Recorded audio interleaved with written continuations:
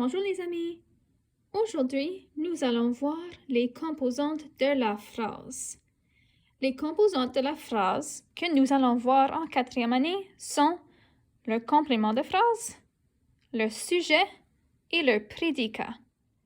Explorons un peu plus en détail le complément de phrase.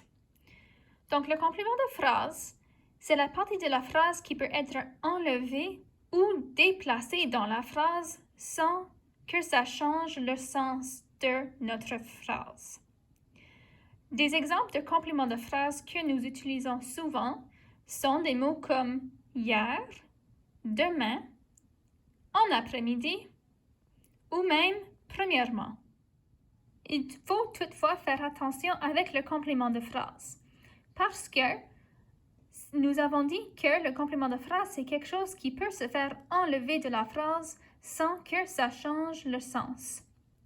Il y a aussi des mots qui s'appellent des adjectifs qui peuvent être enlevés d'une phrase sans que ça change le sens. Un adjectif n'est pas le complément de phrase. L'adjectif fait partie du groupe du nom. Si vous êtes incertain ou incertaine par rapport à si un groupe de mots c'est un complément de phrase ou si c'est un adjectif, rappelez-vous de ça ici. Le complément de phrase se trouve habituellement au début ou à la fin d'une phrase. Si le mot que vous essayez de déterminer n'est pas au début ou à la fin d'une phrase, c'est probablement un adjectif. Explorons maintenant le sujet. Le sujet, c'est une partie très importante de la phrase. Le sujet, c'est la personne ou la chose qui fait l'action. Pour trouver si un mot est le sujet, nous pouvons utiliser la stratégie suivante. C'est qui. Nous encadrons le sujet ou le mot que nous pensons qui agit comme sujet par les mots c'est, qui, et nous lisons la phrase avec cet encadrement-là, là-dedans. Et si la phrase a encore du sens, ça veut dire que le mot ou le groupe du nom que nous avons encadré agit comme sujet dans la phrase. Le sujet se trouve habituellement très proche du verbe. Puisque nous parlons du sujet, je pensais que c'était important de réviser avec vous qu'est-ce que c'est le groupe du nom. Le groupe du nom peut être une de trois choses. Ça peut soit être juste le nom, alors plus ou moins un nom propre, par exemple Paris. Le groupe du nom peut aussi être un déterminant et un nom ensemble, par exemple le bateau. Finalement, un groupe du nom peut être un déterminant et un nom et un adjectif. Par exemple, le grand bateau. Le, c'est notre déterminant. Grand, c'est notre adjectif parce que ça décrit notre nom, le bateau. La troisième et dernière composante de la phrase, c'est le prédicat ou le groupe du verbe. Le prédicat, c'est essentiellement tout le reste des choses dans la phrase. En classe, nous avons discuté que c'était un peu comme le Canada de la phrase. Toutes les autres choses dans la phrase qui restent sont le verbe et les choses qui l'accompagnent. Allons voir un exemple. Voici la phrase que nous allons analyser. Hier, j'ai appelé à ma famille. J'aime toujours analyser tout d'abord une phrase en commençant avec la composante du sujet. Imaginons que je pense que ma famille, c'est le sujet de ma phrase. Donc, je vais mettre un point rouge là et un point rouge ici pour que je sache où je vais mettre mon c'est qui. Parce que c'est avec le c'est qui que nous pouvons trouver le sujet de la phrase. Alors, je sais où commencer et je sais où terminer avec le c'est qui. Maintenant, il s'agit de lire la phrase en insérant ces mots-là. Alors, on commence. Hier, j'ai appelé à c'est ma famille qui.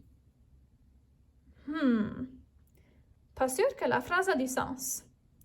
Donc, peut-être que ma famille n'est pas le sujet de ma phrase. Je pense que c'est je, le j ici. Essayons maintenant le c'est qui autour du j apostrophe. Hier, c'est moi qui a appelé à ma famille. Ah, la phrase a du sens. Parce que j'ai pu relire la phrase en insérant le c'est qui et qu'elle a encore du sens, ça m'indique que le j apostrophe, c'est le sujet de ma phrase. Fantastique! J'ai maintenant trouvé le sujet. Il est temps de passer à quelque chose d'autre. La deuxième composante que j'aime décider ou que j'aime trouver, c'est le complément de phrase. Parce que c'est toujours quelque chose que nous pouvons soit déplacer ou enlever de la phrase et que la phrase a encore du sens. Quel mot ou groupe de mots ici est-ce que je peux enlever ou déplacer et que la phrase aura encore du sens? Essayons encore ma famille. Ce n'était pas le sujet, peut-être que c'est le complément de phrase. Je vais essayer d'éliminer la famille de la phrase. Hier, j'ai appelé à. Pas sûr. Peut-être si je le déplace, la phrase aura encore du sens. Je vais prendre ma famille et je vais le mettre en avant ici. Ma famille, hier, j'ai appelé à. Non. La phrase n'a pas du sens, alors ma famille ne peut pas être le complément de phrase. Peut-être que c'est hier. Essayons ça.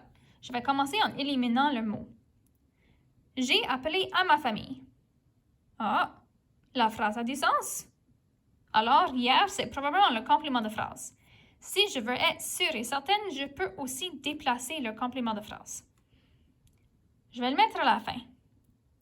J'ai appelé à ma famille hier. Ah, la phrase a encore du sens. Ça doit dire que hier, c'est le complément de phrase.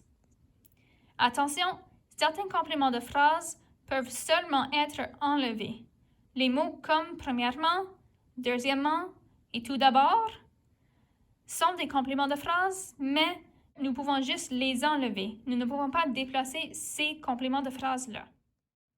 Fantastique! J'ai trouvé le complément de phrase, le sujet, c'est 2 des 3 choses.